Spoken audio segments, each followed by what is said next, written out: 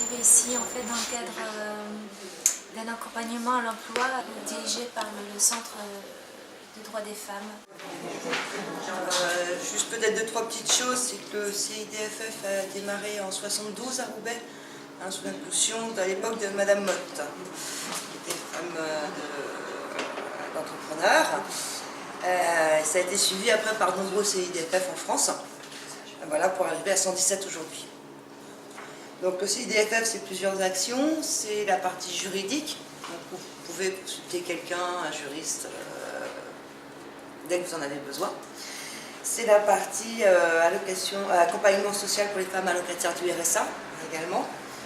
Aujourd'hui, c'est vrai que dans l'action que je mène, c'est de vous faire découvrir beaucoup de métiers, de façon à ce que vous puissiez, à un moment donné, vous dire voilà, c'est là où je veux aller.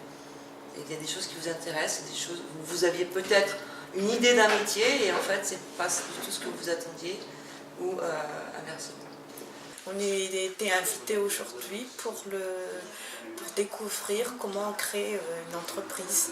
Donc, on a été reçus ici par 2 femmes,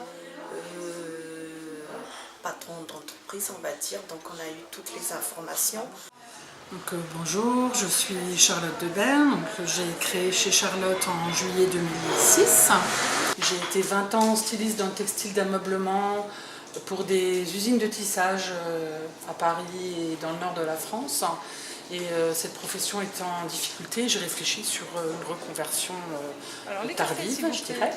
Donc j'ai cherché à créer un lieu où je pouvais recevoir mes clients un peu comme à la maison.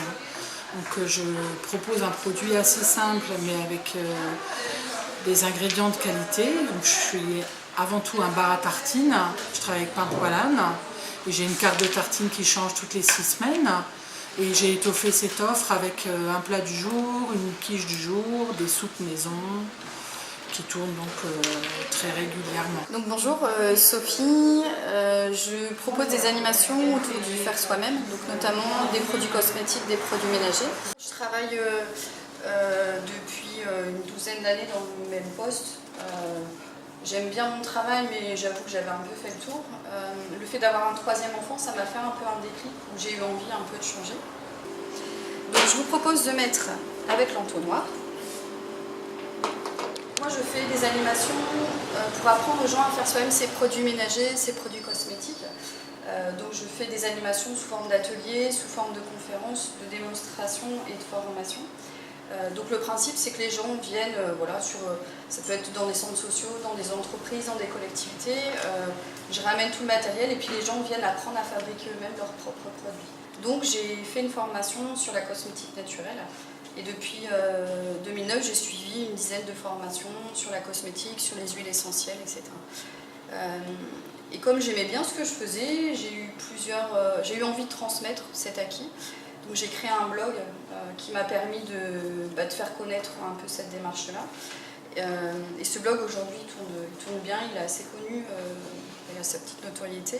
Donc au départ j'ai rencontré la BGE parce que c'est peut-être national, Pôle emploi vous oriente vers eux en premier. J'ai commencé à travailler sur ce dossier et suivre les formations avec eux presque jusqu'au bout.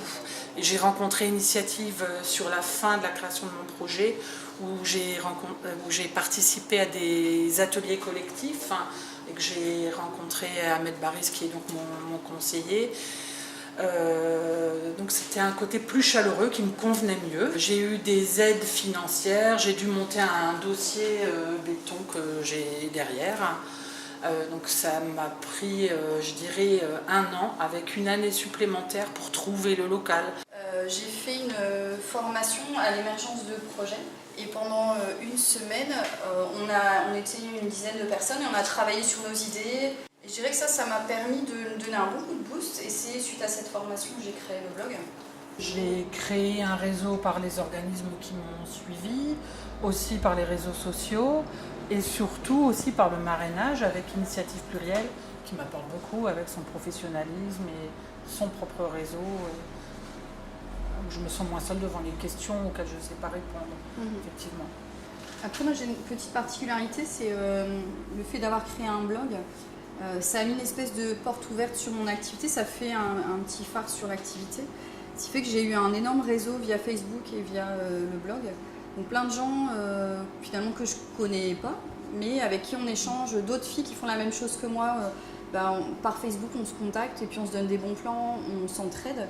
Le gros réseau d'entrepreneurs que j'ai développé, c'est via CoFactory, l'espace de coworking, où voilà, il y a beaucoup d'entrepreneurs qui viennent travailler. J'avais un emploi du temps bien plus lourd auparavant. Donc aujourd'hui, je me sens plus libre et plus autonome par rapport à cet emploi du temps, par rapport à la disponibilité dans ma famille, avec mes enfants. C'est vrai que par contre, créer son projet, c'est 100% d'investissement quand même, parce que je pense que j'y réfléchis tout le temps, quoi, le soir, le week-end, la nuit. Moi, j'ai Entre le travail et la maison. 3 enfants, Exactement. un travail à mi-temps, plus mon activité à développer. Alors l'activité à développer, clairement, je travaille souvent le week-end. C'est un peu pour ça que j'ai choisi d'aller travailler dans un espace de coworking, c'est tout bête. Mais quand on est à la maison, on a le rangement, le linge, le nettoyage. Donc le fait d'aller travailler ailleurs, d'avoir des collègues, d'aller boire le café avec les collègues, ça fait qu'on va au travail. Je suis assez multicasquette, donc j'arrive le matin, j'ai pareil les courses, la préparation. Donc je suis une petite structure, je fais les plats du jour. Voilà, le midi, il y a le service. L'après-midi, il faut débarrasser. Donc, en gros, la journée, moi, j'ai toutes les activités de la restauration. Et le soir, je fais un peu d'administratif, mais qui est assez simple quand même. Dans une journée type, il y aura tout ce qui est un peu administratif. Donc ça veut dire par exemple faire des devis, faire des factures, faire l'administration. Moi, j'avais l'habitude de défendre des projets, même à l'étranger, devant des hommes. Donc j'ai pas ressenti de problème par rapport à ça. J'avais bien mon dossier en main en banque, je suis allée toute seule, j'ai jamais eu de problème.